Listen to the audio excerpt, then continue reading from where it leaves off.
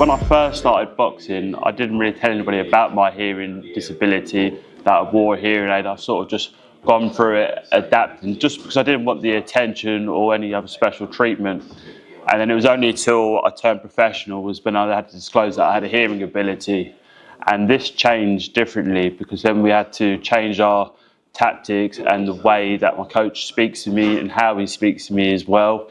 You know, especially like when you're in a big crowd, sometimes it can be a little bit difficult, but we've learned to adapt that during training and sparring and become accustomed to it.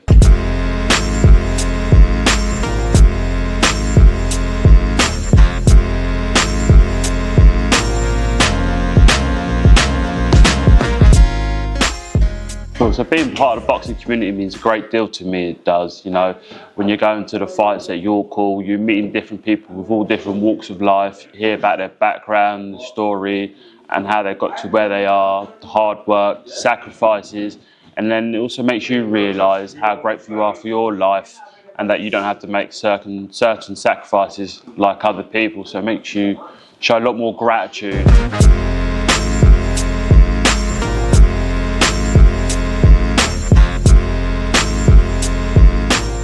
So at the start of my professional career, I was boxing at light heavyweight, and then I got the opportunity to fight for the southern area at light heavyweight. That didn't go my way, and then me and the team decided that it was more suitable to drop down a weight to super middleweight, and I feel so much better, so much stronger, sharper and more natural at this weight, especially on fight night, than when the next day I'm not giving away so much weight and I'm going in as a bigger opponent.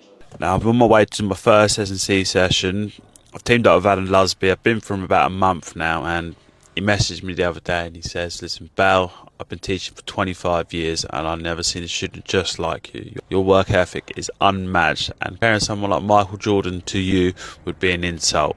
Now, I'll do anywhere between 3 to 4 S&C sessions, and then on top of that, 2 to 3 sprint sessions. Now, each week will vary because I'll have sparring, so I could be sparring 2 to 3 times a week.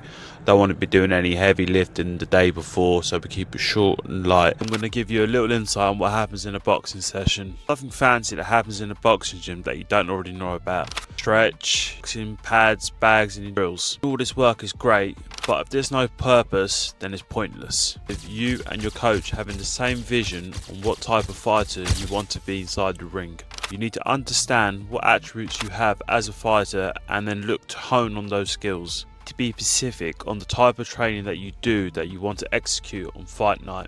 If you're going to be a counter puncher, then you need to be working on your defensive positions and your reflexes. While you're working the bag, imagine that there are punches coming back at you, so learn how to slip, roll and catch and shoot punches. Take these drills and then you implement them in sparring and you figure out what works and what doesn't. After that, you then go back to training and then you make any adjustments that were needed. Everybody wants to win, but not everybody knows how to win.